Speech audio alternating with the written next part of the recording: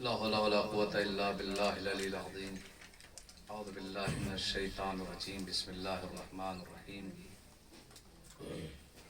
الحمد لله الذي هدانا لهذا وما كنا لنهتدي لولا أن هدانا الله.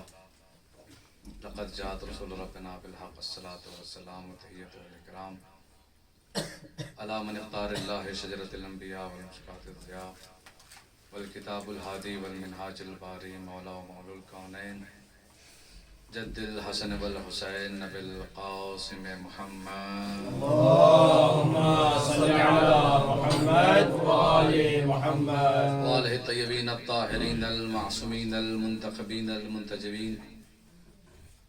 أما بعد، فقد قال الله تبارك وتعالى في محكم كتابه الحكيم وهو أصدق الصادقين وقوله الحق. بسم الله الرحمن الرحيم. ووصينا الإنسان بوالديه إحسانا. صلوات محمد وعليه. اللهم صل على محمد وآل محمد. یہ مثال ثواب کی مجلس ہے اور ایک والد کی مجلس ہے، لہذا کوشش یہی کروں گا کہ اس عنوان کے ارد گرد ہی کلام کیا جائے،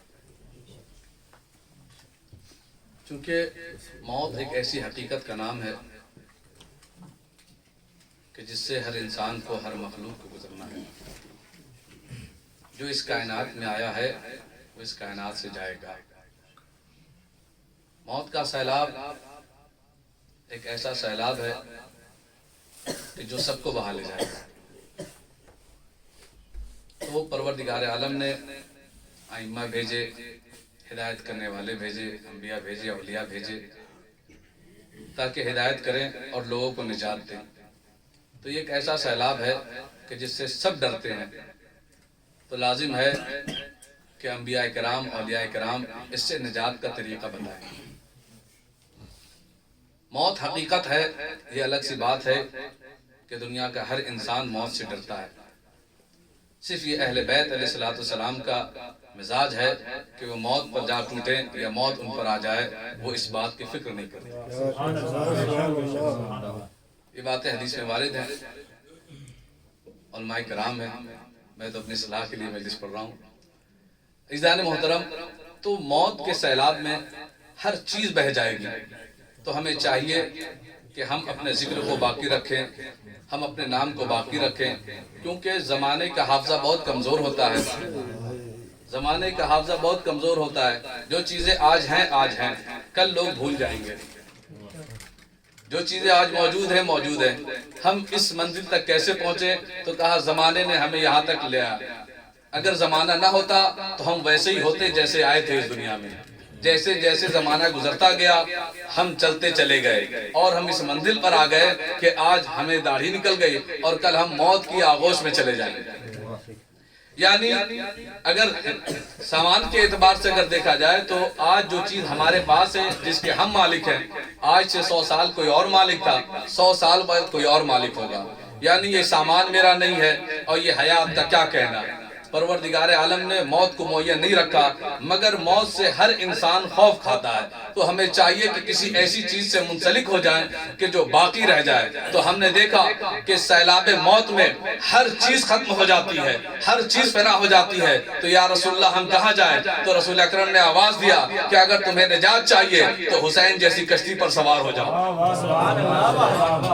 اگر تمہیں نجات چاہیے تو حسین جیسی کشتی پر سوار ہو جاؤ. بس اسی چیز کو دیکھ کر شاعر نے کہا کہ موت کے سیلاب میں ہر خوش کو تر بہ جائے گا، ہاں فقط نام حسین ابن علی رہ جائے گا. لہذا اب ہم اپنی مجلسوں کو، اپنے مرحومین کو جو یاد کرتے ہیں وہ امام حسین علیہ السلام کے ذکر کے ساتھ.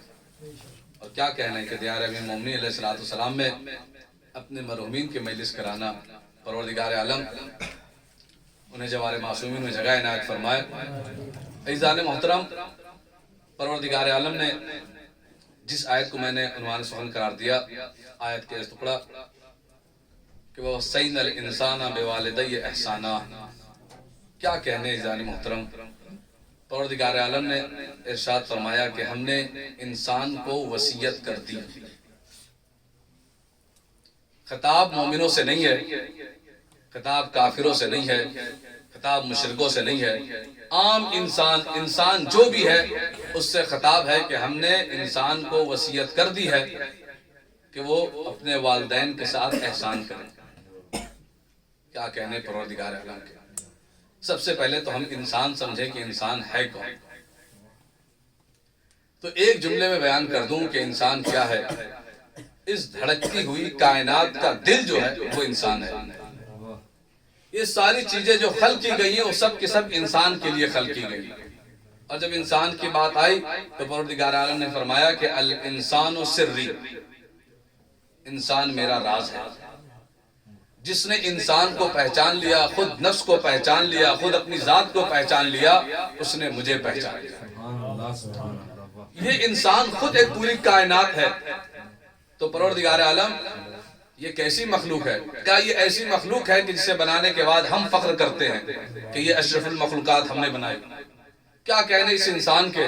کیا انسان کس قدر مضبوط ہے؟ کیا مضبوط اس قدر ہے کہ وہ آ جائے اپنی پر تو پہاڑ کے سینے کو چاک کرتا ہوا نظر آئے، اور نازک اس قدر ہے کہ ہم نے دیکھا کہ یہ پھولوں سے زیادہ نازک ہے۔ آج سردی کا موسم ہے، رات بھر کسی انسان کو باہر کھلے آسمان کے نیچے چھوڑ دیں، صبح اس کی طبیعت ناساز ہو جائے گی۔ مگر ہم نے پھولوں کو دیکھا کہ رات بھر کھلے آسمان کے نیچے ہو تو صبح کھلکھلاتے رہتے ہیں۔ یعنی نازک اتنا کہ پھولوں سے زیادہ نازک ہے، اور قوی اتنا کہ پہاڑ کے سینے کو چاک کر دے، سمندر کے سینے کو چاک کر کے اپنا راستہ بنا دے۔ تو پروردگار عالم نے اس مخلوق کو ایسا بنایا ہے۔ کس اعتبار سے بنایا؟ کہا چونکہ تمام مخلوقات ہم نے دیکھا کہ تمام مخلوقات اور بھی موجود ہیں، جسم کے اعتبار سے بڑی ہیکل رکھتی ہیں، ہر اعتبار سے صحیح ہیں، مگر پروردگار عالم نے چونکہ انسان کو اشرف المخلوقات بنایا ہے، اس میں عقل جیسی نعمت دی ہے، اور اس کے بعد کہا ہے کہ تم میرے آگے سجدہ ریز ہو جاؤ۔ جب عقل دی ہے پروردگار عالم نے، اور اس کے بعد عزیزان محترم یہ انسان اتنا مضبوط، اتنا قوی، مگر ہم نے دیکھا کہ جب یہ چڑھ جاتا ہے اور بلندی پر آتا ہے تو یہ فرشتوں کو پیچھے چھوڑ دیتا ہے، اور جب گرنے پر آتا ہے تو انسان جانور سے بدتر ہو جاتا ہے۔ جب اس کی ذلالت ہوتی ہے تو یہ جانور سے بدتر ہو جاتا ہے۔ جتنے بھی انبیاء اور اولیاء آئے ہیں سب کے سب انسان کی ہدایت کے لیے آئے ہیں، انسان کو انسانیت سکھانے کے لیے آئے۔ آپ میں سے کوئی ہے جو یہ بتا دے کہ حیوانوں کے لیے کوئی امام یا نبی آیا ہو؟ حیوانوں کے لیے کوئی امام نہیں، حیوانوں کے لیے کوئی نبی نہیں، کسی دوسری مخلوق کے لیے پروردگار عالم نے نہ کوئی نبی بھیجا نہ کوئی ولی بھیجا، بس انسان کے لیے انبیاء بھیجے، اولیاء بھیجے اور ائمہ بھیجے، اور اس کے بعد ہدایت کا انتظام رکھا۔ بس انسان کو انسانیت سکھانے آئے۔ کوئی توجہ چاہتا ہوں، انسان کو انسانیت سکھانے آئے۔ میں نے کہا کہ یہ انسان جب بلندی پر آتا ہے تو جانور، جب انسان بلندی پر آتا ہے تو فرشتے سے آگے بڑھ جاتا ہے، اور جب گرتا ہے تو جانور سے بدتر ہو جاتا ہے۔ کہا عجیب بات ہے، آپ دیکھ لیں عالم کیا ہے۔ جب ایک انسان کے ساتھ ایک فرشتہ جا رہا ہے تو وہ منزل آ گئی کہ فرشتہ یہ کہتا ہوا نظر آتا ہے کہ یا نبی اللہ اگر اس سے آگے بڑھ جاؤں گا تو میرے بالوں پر جل جائیں گے، اور جب گرنے پر آتا ہے تو ایک کوا دفن کرنے کا طریقہ سکھاتا ہے۔ تو اس کا مطلب یہ ہے کہ انسان جب گرتا ہے تو جانور سے بھی بدتر ہو جاتا ہے۔ قرآن نے اس کو کہا کہ یہ حجار سے بھی بدتر ہے۔ جانور ہیں یہ پتھروں سے بھی بدتر ہے۔ مثال تو پتھروں کی دی ہے، کل حجار پتھر جیسے ہیں، مگر انسان جب انسانیت کی منزل سے گرتا ہے تو پتھر سے بھی بدتر ہو جاتا ہے۔ عزیزان محترم آپ دیکھ لیں، یہی انسان ہے۔ آپ نے نہیں دیکھا ہوگا کہ کسی حیوان نے معصوم کو تکلیف پہنچائی ہو۔ ہمیشہ معصوم کو تکلیف اگر پہنچائی ہے تو صرف انسانوں نے۔ اور کمال کی بات تو یہ ہے، گناہ خود کرتا ہے، الزام یا تو شیطان پر یا حیوان پر، الزام یا تو شیطان پر یا حیوان پر۔ کمال تو یہ ہے کہ نبی کے بھائی ہیں، نبی کو کنویں میں ڈال دیا، اس کے بعد بیچ بھی دیا، سب کچھ ہو گیا، کرتا لے کر آئے، اور لانے کے بعد جو اپنے باپ کو دیا تو کیا کہا؟ حیوان کھا گیا۔ کوئی توجہ چاہتا ہوں، کیا کہا حیوان کھا گیا۔ تو عزیزان محترم نبی تھے، نبی جانتے تھے کہ کسی معصوم کو حیوان نہیں کھا سکتا۔ ایک صلوات پڑھیں محمد و آل محمد پر۔ نبی جانتے تھے کہ کسی معصوم کو حیوان نہیں کھا سکتا، پھر بھی حیوان کو بلایا، بھیڑیے کو بلایا، بلانے کے بعد کیا کہا؟ تو نے میرے بیٹے کو کھایا ہے۔ عجب نہیں کہ بھیڑیے نے نبی اللہ سے مخاطب ہو کر کہا تھا، نبی اللہ میں نے انسانیت دیکھی ہے، میں نے دیکھا ہے کہ کس نے معصوم کو نقصان پہنچایا، لہذا میں ایک بات کہہ دوں، میں وہ انسان نہیں، میں حیوان ہوں، حیوانوں پر معصوم کا گوشت حرام ہے۔ وہ یہ کہتا ہوا نظر آتا ہے، انسان جب اپنی انسانیت سے گرتا ہے تو حیوان اپنی حیوانیت پر فخر کرتا ہے۔ عزیزان محترم، کبھی کسی حیوان نے انسان کو، کبھی کسی حیوان نے معصوم کو نقصان نہیں پہنچایا۔ جب بھی نقصان پہنچایا ہے تو انسان نے نقصان پہنچایا۔ مگر تاریخ بتاتی ہے کہ انسان جب بلند ہوتا ہے تو فرشتے پیچھے چھوٹ جاتے ہیں اور انسان اپنی منزل کو طے کرتا ہوا چلا جاتا ہے۔ مگر ایک بات جو لوگوں نے دیکھی تو یہ کہہ دیا کہ انسان جتنے بھی ہیں سب کے سب برابر ہیں، لیکن اللہ نے کہا کہ انسان برابر نہیں۔ جب رسول برابر نہیں، جب انبیاء برابر نہیں تو انسان کہاں سے برابر؟ نہ جانے وہ کن ہستیوں کو لے کر آ کر برابر کرنا چاہتے ہیں۔ کہتے یہ انسان سب برابر ہے۔ کیا مطلب؟ کہا دیکھیں جناب، ہم بھی انسان، وہ بھی انسان، اور نہ جانے وہ کہتے کہتے انبیاء کا تذکرہ کرنے لگے۔ انبیاء بھی مجھ جیسے، نبی بھی مجھ جیسے، وہ بھی انسان، میں بھی انسان، وہ بھی زبان سے بات کرتے ہیں، ہم بھی زبان سے بات کرتے ہیں، وہ بھی کان سے سنتے ہیں، ہم بھی کان سے سنتے ہیں، یعنی ہم دونوں کا کمال ایک جیسا ہے۔ میں نے کہا جناب نبیوں کو چھوڑو، تم ہمارے مقابل میں آؤ، تم مجھ جیسے نہیں، میں تم جیسا نہیں، اس لیے کہ تم وہ ہو کہ جن کا ذکر سورہ منافقون میں ہو، ہم وہ ہیں جن کا ذکر سورہ مومنون میں ہو۔ ایک صلوات پڑھیں محمد والے محمد۔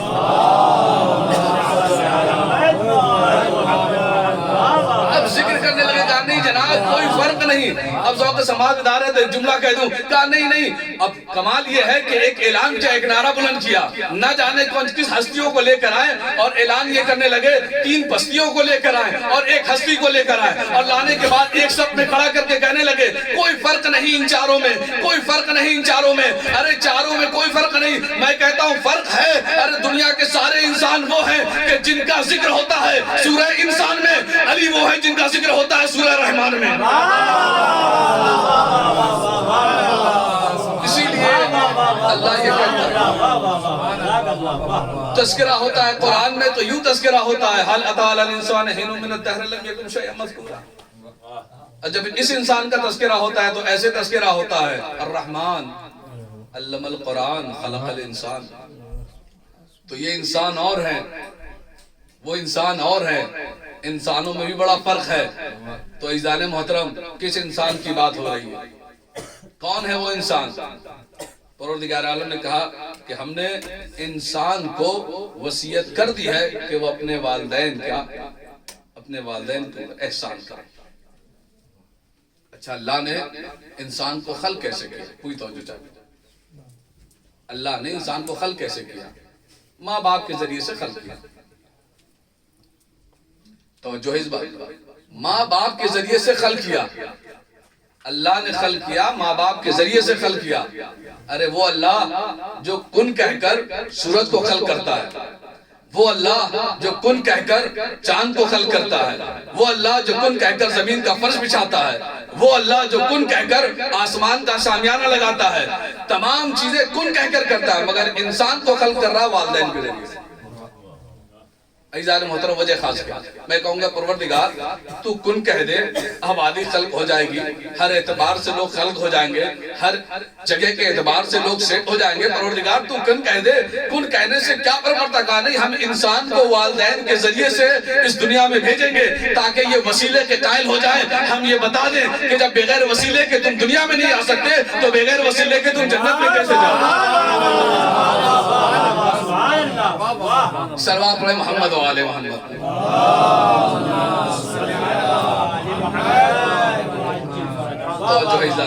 یہ انسان ہے، اللہ نے انسان کو ماں باپ کے ذریعے سے خلق کیا اور اس کے بعد کہا کہ ان کے ساتھ احسان کرو۔ کیا کہنے؟ اور کئی متعدد مقام پر پروردگار عالم نے کہا جہاں پر اپنے اطاعت کا تذکرہ کیا، اس کے بعد فوراً کہا کہ اپنے والدین کے ساتھ احترام کرو، اپنے والدین پر احسان کرو۔ کیا کہنے ہیں؟ تاریخ بتاتی ہے کہ ایک شخص امام جعفر صادق علیہ السلام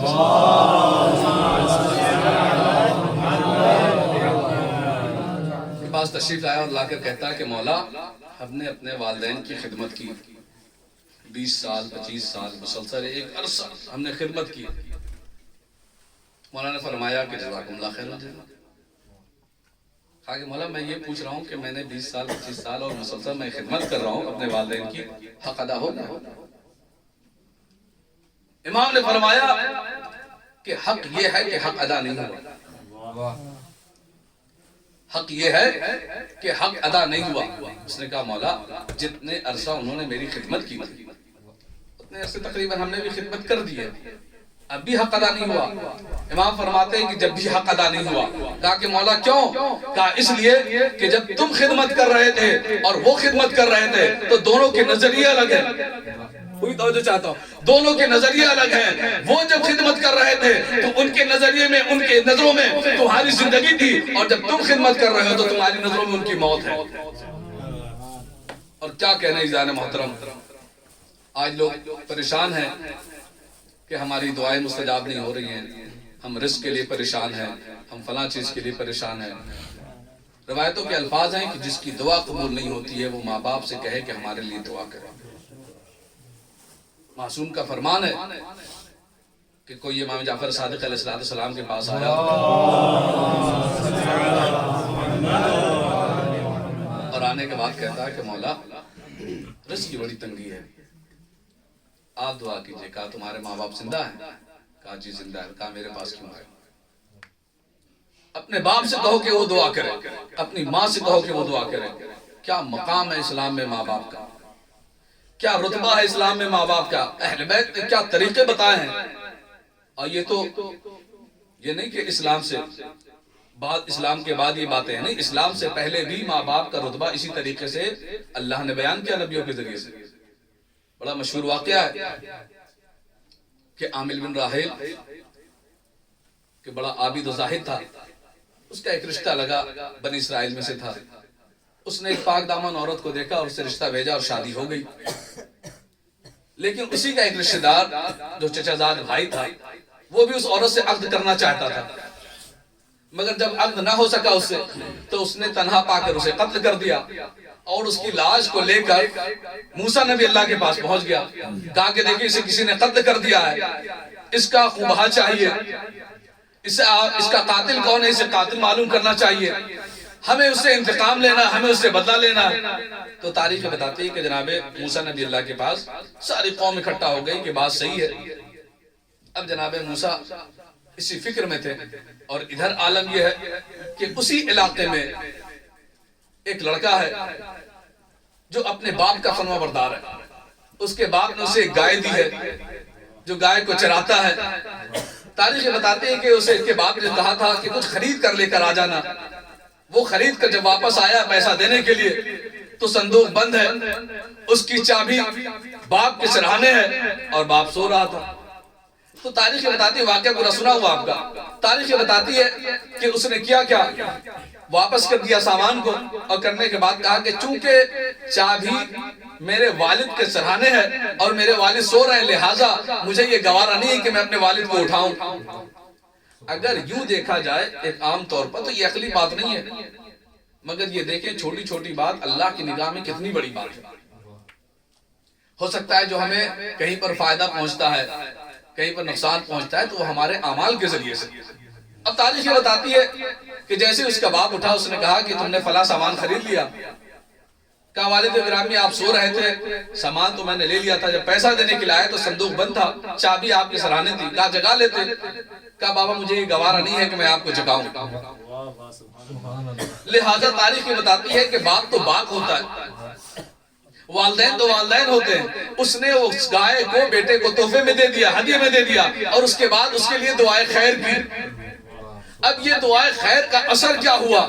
تاریخ بتاتے ہیں کہ ادھر یہ عالم ہے کہ لوگ جمع ہے جناب موسیٰ کے پاس. موسیٰ نبی اللہ, موسیٰ نبی اللہ. کہا کیا بات ہے؟ کہا کہ اس کے قاتل کا پتہ لگانا ہے. کہا ٹھیک ہے میں اللہ سے بات کرتا ہوں. کلیم اللہ نے اللہ سے بات کیا. اللہ نے کہا تو انہوں نے لا کر یہ پیغام پہنچا دیا کہ پروردگار یہ کہتا ہے کہ گائے کے گوشت کو لا کر اس سے مس کرو اور یہ زندہ ہو جائے گا۔ علماء کرام موجود ہیں، اس نے مسکرا کر کہا کہ یہ کون سا مذاق ہے؟ تاریخ بتاتے ہیں کہ موسیٰ نے کہا نبی اللہ نے کہ یہ مذاق نہیں، یہ اللہ کا حکم ہے۔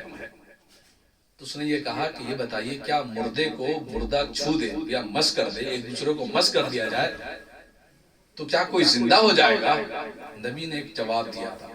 موسیٰ نبی اللہ نے کہا کہ تم نے دیکھا نہیں ہے ماں باپ کے مردے نطفے سے اللہ زندہ بچے پیدا کرتا ہے۔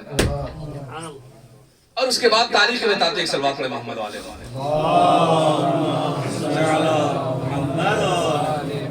اس کے بعد تاریخ کہتی ہے کہ لوگوں نے پوچھا کہ نبی اللہ گائے کیسی ہونی چاہیے، وہ سارے واقعہ آپ کو معلوم ہے کہ زرد کی ہونی چاہیے۔ اور اس کے بعد انہی فہرست میں سے جو خصوصیات تھی گائے کی، اس میں یہ بتایا کہ گائے کا رنگ ایسا ہونا چاہیے، گائے کی عمر یہ ہونی چاہیے، گائے کھیتی نہ کی ہو، اور اس کے بعد کہا کہ گائے بے عیب ہونا چاہیے۔ کیا ہونا چاہیے؟ گائے بے عیب ہونا چاہیے۔ تو ذوق سماعت میں دار ہے تو ایک جملہ کہہ دوں، گائے کو عربی میں کہتے ہیں بقرہ۔ تو بقرہ کو ذبح کرنا ہے، اور ذبح کرنے کے بعد اس کے جسم کو مردے کے جسم سے مس کرنا ہے تاکہ وہ زندہ ہو جائے۔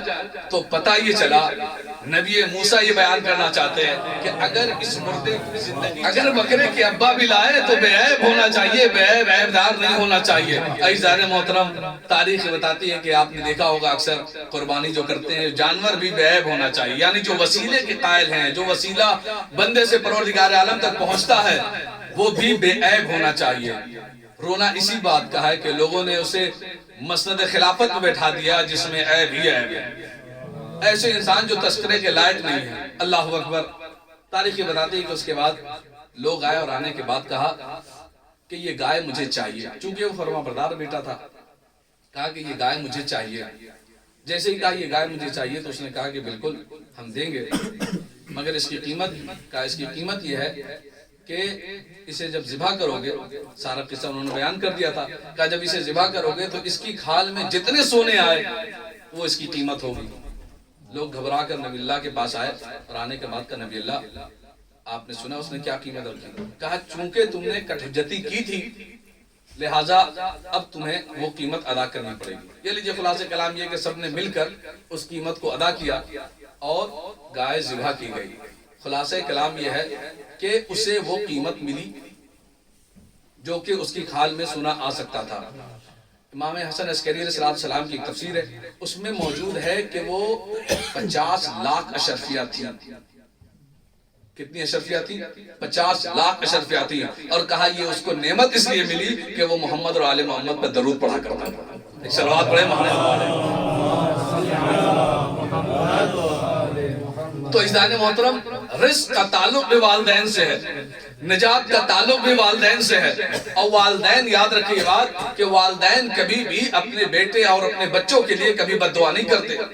چونکہ اس نے امام سے پوچھا تھا کہ مولا وجہ خاص کیا ہے آپ بتائیں مجھے، تو امام نے کہا کہ تمہاری نظر میں جب تم خدمت کرتے ہو تو ان کی موت ہوتی ہے، وہ جب خدمت کرتے ہیں تو ان کی نظر میں تمہاری زندگی ہوتی ہے، لہٰذا دونوں برابر نہیں ہو سکتے، لہٰذا تم جتنی بھی خدمت کرو وہ خدمت تمہاری ان کے برابر نہیں ہوگی، ان کے احسان کا بدلہ نہیں دے سکتے۔ حقیقت تو یہ ہے کہ انسان کبھی بھی اپنے والدین کا حق ادا نہیں کر سکتا، اور خصوصاً والدین کے ذہن میں کبھی بھی بچوں کے لیے موت کا تصور نہیں آتا۔ کوئی توجہ چاہتا ہوں، والدین کے ذہن میں کبھی بھی بچوں کے لیے موت کا تصور نہیں آتا، خصوصاً ماں کبھی بھی بچوں کے لیے موت کا تصور نہیں کر سکتی۔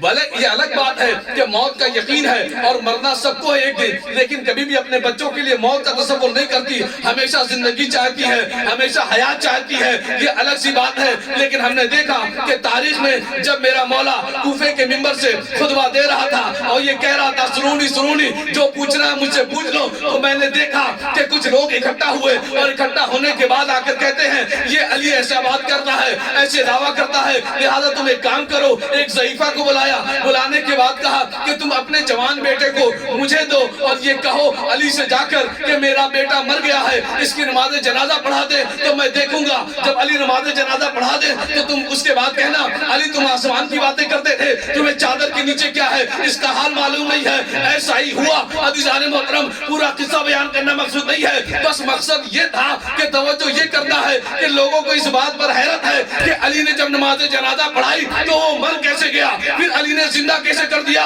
अरे मुझे इस बात पर ताज्जुब है कि वो माँ होकर इस बात पर राजी कैसे हुई कि मेरे बेटे की नमाज जनाजा पढ़ाई जाए। माँ होकर इस बात पर राजी कैसे हुई कि मेरे बेटे की नमाज जनाजा पढ़ाई जाए। माँ तो इस बात का तसव्वुर ही नहीं कर सकती। तो इसका मतलब ये हुआ, पूरी तवज्जो चाहता हूँ, इसका मतलब ये हुआ कि अली की अदावत में वो फितरत उस पर गालिब आ गई। अली की अदावत में फितरत उसके गालिब आ गई। लिहाजा ये समझ में आ गया कि जिसके दिल में अली की अदावत होगी वो फितरत के खिलाफ काम करेगा। जिसके दिल में अली का बुग़्ज़ होगा वो फितरत के खिलाफ काम करेगा। और क्या कहने इमाम अली अलैहिस्सलाम के कैसे ऐसे फैसले मौला कायनात ने किया। वो इंसान जो अर्रहमान अल्लमल कुरान खलक़ल इंसान, ऐसे इंसान हो तो परवरदिगार आलम ऐसे इंसान को खल्क़ करके ये कहता है कि हमने अशरफुल मखलूक़ात बनाया, खुद अपनी खालिकियत पर नाज़ करता है। एक शख्स आया और ये किस्सा इल्म शराय मौजूद है। इमाम जाफर सादिक़ अलैहिस्सलाम के पास एक शख्स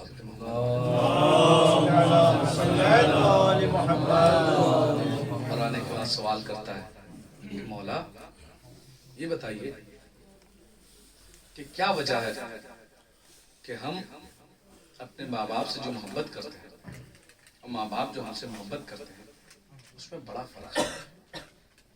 वो मोहब्बत नहीं हो पाती। यानी जो माँ बाप की बच्चों से मोहब्बत है और जो बच्चे माँ बाप से मोहब्बत करते हैं, दोनों में बड़ा फर्क है। दुनिया का हर इंसान इसे महसूस कर सकता है कि जो माँ बाप अपने बच्चों से मोहब्बत करते हैं और जो शिद्दत मोहब्बत उनकी तरफ से होती है वो पलट कर नहीं जाती। बच्चे भी अपने माँ बाप से मोहब्बत करते हैं मगर उस तरीके से नहीं जैसे माँ बाप अपने बच्चों से मोहब्बत करते हैं। तो इमाम ने जवाब दिया, इसलिए कि तुम अपने माँ बाप से हो, माँ बाप तुमसे नहीं। कोई तो जो चाहता हूं, यानी शिद्दत मोहब्बत में फर्क क्यों आया? क्या शिद्दत मोहब्बत में फर्क इसलिए आया कि ये जो मिन्नियत का दर्जा है वो एक तरफा दर्जा है। कोई तो जो चाहता, क्योंकि तुम अपने माँ बाप से हो, माँ बाप तुमसे नहीं है। चूंकि ये एक तरफा रिश्ता है मिन्नियत का, लिहाजा मोहब्बत में फर्क होगा। इसका मतलब यह है कि हम अपने दादा से हैं लेकिन दादा मुझसे नहीं, हम अपने नाना से हैं लेकिन नाना मुझसे नहीं।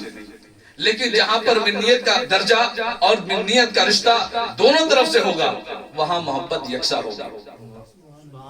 अब कभी रसूल ने जब भी अहले बैत से रिश्ता जोड़ा है तो कभी भी मिन्नियत का दर्जा एक तरफ से नहीं रखा और कभी भी मिन्नियत का रिश्ता एक तरफ से नहीं रखा। हमेशा कहा अली मिन्नी व अना मिन्हु, हसन मिन्नी व अना मिन्हु, हुसैन मिन्नी व अना मिन्हु। एक सलवात पढ़े मोहम्मद वाले मोहम्मद।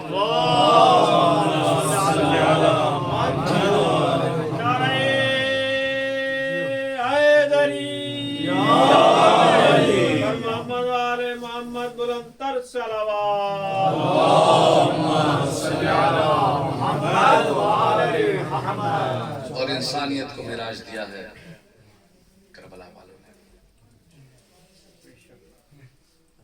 करबला में दो तरह के इंसान थे। एक ऐसे इंसान जिनकी वजह से इंसानियत शर्मसार हो रही थी और एक वो इंसान जो करबला के मैदान में ऐसे थे कि इंसानियत फख्र कर रही। क्या कहने हैं करबला वालों के। करबला में इमाम हुसैन अलैहिस्सलाम के साथ जो इंसान मौजूद थे, खुदा की कसम करबला के बाद آسمان نے نہ ایسے انسان پر سایہ کیا اور نہ کربلا کے بعد ایسے انسان کا بوجھ اٹھایا ہے کسی زمین نے۔ زندگی سب کو عزیز ہے، کون انسان ہے جسے زندگی عزیز نہیں ہے؟ مگر انسانیت کی ایسی مثال کربلا کے میدان میں انسانیت کے سردار شہید انسانیت یہ کہتے ہوئے نظر آ رہی کہ جسے جانا ہے چلا جائے، ہم اپنی بیعت اٹھا رہے ہیں۔ مگر کس کس انداز میں جواب دیا جا رہا ہے؟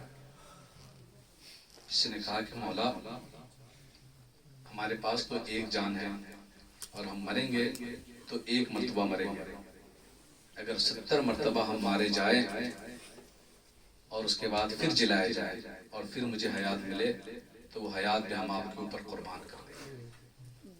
اللہ اکبر۔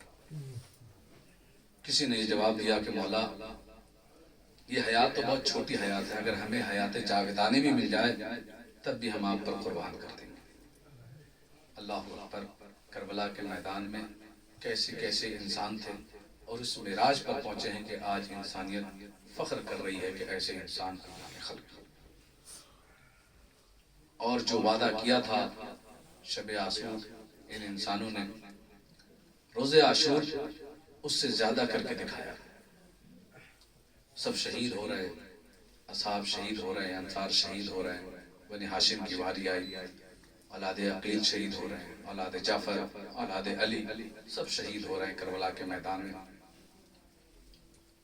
یہ لیجئے جب بنی ہاشم کی باری آئی، عباس کے بازو قلم ہو گئے، سینے پر علی اکبر نے نیزہ کھا لیا۔ مگر روایت بتاتی ہے کہ کربلا کے میدان میں جو امام حسین علیہ السلام کے مقابلے میں آئے تھے، صرف کربلا کے میدان میں کچھ ہستیاں ایسی ہیں کہ جن کے مقابل میں آنے کے بعد کربلا کے مقابل میں اور امام حسین علیہ السلام کے مقابل میں جو شخص آئے تھے، جو لوگ آئے تھے، وہ ظاہراً تو انسان تھے مگر وہ انسانیت سے بھی گرے ہوئے تھے۔ ہر چیز کی مثال امام حسین علیہ السلام نے کربلا کے میدان میں دی۔ غازی عباس جب کربلا کے میدان میں گئے تو دشمنوں نے ان پر حملہ کیا، جس سے یہ سمجھ میں آتا ہے کہ جو دشمن تھے وہ علی والے نہ تھے، اس لیے کہ اگر وہ علی والے ہوتے تو وہ تصویر علی پر کبھی تلوار نہ اٹھاتے۔ علی اکبر شبیہ پیغمبر کربلا کے میدان میں گئے، لوگوں نے انہیں شہید کیا۔ اس کا مطلب یہ ہے کہ کربلا میں جو اہل بیت کے مخالف تھے وہ مسلمان بھی نہیں تھے، اگر وہ محمد کے ماننے والے ہوتے تو تصویر محمد پر کبھی تلوار نہ اٹھاتے۔ مگر جب 6 مہینے کے بچے علی اصغر کو لے کر امام حسین کربلا کے میدان میں گئے ہیں تو اللہ اکبر، اس سے یہ پتہ چلتا ہے کہ کربلا کے میدان میں جو حسین کے مقابل میں تھے وہ انسان بھی نہیں تھے۔ 6 مہینے کے بچے جناب عسکر علیہ السلام، امام حسین نے یہی تو کہا تھا، اپنے گھر کی عورتوں کی مجبوری کوئی نہیں بیان کرتا، مگر امام حسین نے کہا اس کی ماں کا دودھ خشک ہو گیا، اسے ایک قطرہ پانی دے۔ آج بھی بچوں کے لیے خصوصاً اسلام میں یہ احترام دیا گیا ہے کہ بچہ کسی دشمن کا کیوں نہ ہو پیار کیا جاتا ہے، مگر اہل بیت کے گھرانے کے بچے اللہ اکبر کیسی کیسی مصیبتوں سے گزرے۔ اللہ اکبر۔ ہاں جو تاریخ بتاتی ہے کہ حضرت امام حسین علیہ السلام نے خون علی اصغر علیہ السلام کو بھی اپنے چہرے پر مل لیا۔ ہاں عزیزو، تاریخ بتاتی ہے اب امام حسین علیہ السلام کا کوئی ناصر و مددگار نہ رہا۔ امام حسین علیہ السلام در خیمہ پر آئے، نہ جانے کس طریقے سے رخصت ہوا زہرا کا لال۔ اللہ اکبر۔ ابھی تو 28 رجب بھی گزری ہے، آپ نے مجلس کی ماتم کی 2 رخصتی امام حسین علیہ السلام کی، ایک مدینے سے رخصت ہوئے، ایک اپنے خیمے سے رخصت ہوئے۔ نہ جانے کس انداز میں امام حسین علیہ السلام رخصت ہوئے۔ کربلا کے میدان میں آنے سے پہلے جب حسین مدینے سے رخصت ہوئے تو نانا کے روزے پر گئے تو عزت و احترام کے ساتھ، وقار کے ساتھ گئے، بڑے ادب و احترام کے ساتھ گئے۔ بھائی کے مزار پر گئے، بڑے عزت و احترام کے ساتھ، وقار کے ساتھ حسین ابن علی گئے، بھائی کو سلام کیا۔ مگر جب ماں کی قبر پر گئے ہیں نا، خدا کی قسم روایتیں کہتی ہے کہ ماں کی قبر پر حسین ایسے گئے ہیں جیسے بچہ دوڑ کر اپنی ماں کے پاس جاتا ہے۔ جیسے ہی سلام کیا ہے نا تو ایک مرتبہ آواز زہرا آئی، او میرے پیاسے بیٹے تجھ پر میرا سلام، او میرے غریب بیٹے تجھ پر میرا سلام۔ اللہ اکبر۔ ہاں عزیزو، شاعر اہل بیت اللہ انہیں غریق رحمت کرے، انہوں نے ایک شعر کہا تھا کہ موت کی آغوش میں جب تھک کے سو جاتی ہے ماں، تب کہیں جا کر رضا تھوڑا سکون پاتی ہے ماں۔ میں کہوں گا اے رضا سرسوی، آپ نے اس شعر میں دنیا کی تمام ماں کو قید کر لیا، مگر ایک ماں تھی جو اس سے ہٹ گئی۔ آپ یہ بتانا چاہتے ہیں نا کہ ماں اتنی اذیتیں اٹھاتی ہے، اتنی مشقتیں اٹھاتی ہے اپنے بچوں کے لیے کہ اسے کبھی سکون میسر نہیں ہوتا۔ جب قبر میں چلی جاتی ہے تب جا کر اسے سکون ملتا ہے، لیکن ہائے حسین کی ماں، قبر میں کب حسین کی ماں کو سکون ملا؟ اللہ اکبر۔ ہاں عزیزو، کب زہرا سکون میں رہی؟ کبھی حسن کو زہر دیا گیا، کبھی علی کو مارا گیا۔ جب حسین نکلے ہیں تو اب زہرا کہاں ہے لحد میں؟ زہرا اپنی ٹوٹی ہوئی پسلیوں کو لے کر حسین کے پیچھے پیچھے، نہ جانے کس انداز میں امام حسین علیہ السلام مدینے سے رخصت ہوئے، مگر عجیب و غریب انداز ہے۔ شاعر یہ کہتا ہے کہ امام حسین علیہ السلام کس انداز میں گئے ہوں گے قبر زہرا پر؟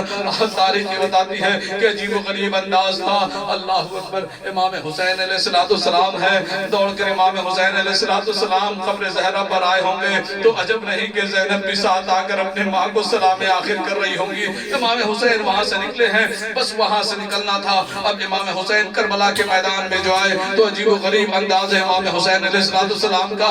اب زینب سے ودا ہو رہے ہیں، اے بہن زینب میرا آخری سلام قبول ہو۔ بی بی زینب نے سلام کا جواب دیا، ایک مرتبہ کہا بھیا تمام بہنوں سے مل لیں، کس انداز میں نکلے؟ کہا کس انداز میں نکلنا ہے؟ کہا ہم تمام بیویاں گھیرا باندھ دیتے ہیں، آپ بھی اس سے گزر جائیں۔ اللہ اکبر۔ امام حسین بیویوں کے درمیان سے گزرے، نہ جانے زینب کے دل پر کیا گزری ہوگی۔ اب میرا ماجایا جا رہا ہے، کون جا رہا ہے؟ وہ جا رہا ہے جس پہ ہم نے علی اکبر کو قربان کر دیا۔ کون علی اکبر؟ وہ علی اکبر جس پہ ہم نے اپنے اون محمد کو قربان کر دیا، جس کی جوانی پر ہم نے اون محمد کو قربان کر دیا اور جس کی جوانی حسین پر قربان کر دی۔ اب زہرا کا لال حسین جا رہا ہے کربلا کے میدان میں، نہ جانے حسین کو کیسے رخصت کیا تھا جناب زینب نے۔ اللہ اکبر۔ امام حسین آئے سید سجاد کے خیمے میں، اے بیٹا خدا حافظ، اے بیٹا جب قید سے رہا ہو کر جانا تو میرے شیعوں کو میرا سلام کہنا، اور کہنا جب کبھی ٹھنڈا پانی پیے تو میرے شیعوں کو کہنا جب کبھی ٹھنڈا پانی پیے تو میری پیاس کو یاد کر لے۔ ہاں عزیزو، تاریخ بتاتی ہے امام حسین وہاں سے بھی رخصت ہوئے، نہ جانے کس انداز میں امام حسین رخصت ہوئے کربلا کے میدان میں۔ اب حسین کا قیامت کا حملہ تھا، حسین جنگ کر رہے تھے۔ اللہ اکبر۔ جنگ کرتے کرتے ایک مرتبہ ایک صدا کا آنا تھا کہ امام حسین نے تلوار کو نیام میں رکھا، بھاگی ہوئی موجیں پڑی۔ اب جو چاروں طرف سے حملہ ہوا تو عجب نہیں کہ وہ ماں جو لحد میں اب تک پریشان حال تھی کربلا کے میدان میں آئی ہوگی، آواز دے رہی ہوگی، کوئی ناصر و مددگار نہیں، کس کو صدا دے، کس کو بلائے، کسے پکارے؟ ارے جنگل میں آئی فاطمہ زہرا کی یہ صدا، امت نے مجھ کو لوٹ لیا، ہوا مصیبت۔ اس وقت کون حق کی رفاقت کرے ادا؟ ہائے ہائے یہ سن اور جو عالم کا مقتدا، 1900 ہے زخم تنے چاک چاک پر، زینب نکل حسین تڑپتا ہے خاک پر۔ زینب کربلا کے میدان میں حسین کی بہن نہیں ہے، اب ثانیہ زہرا ہے۔ ایک دیوے پر آئی، کیا دیکھا؟ میرا ماں جایا پیاسا حسین کا، زہرا کا لال حسین۔ ارے شبر کا کن خنجر ہے، مجمع اغیار ہے، علی کی بابردہ بیٹی ہے، وہ جائے تو کہاں جائے، فریاد کرے تو کس سے کرے؟ بس ایک جملہ کہا، عجب نہیں کہ شبر کو مخاطب کر کے کہا ہوگا، اے شبر ارے تجھ کو ہے تیرے صفدر کا واسطہ، اے شبر تجھ کو بنت پیمبر کا واسطہ، اے شبر تجھ کو روح پیمبر کا واسطہ، اے شبر ارے تجھ کو ننھے سے اصغر کا واسطہ، ارے للہ سوا کردہ چاہے مشرقین کو، میں بھیگ مانگتی ہوں مجھے دے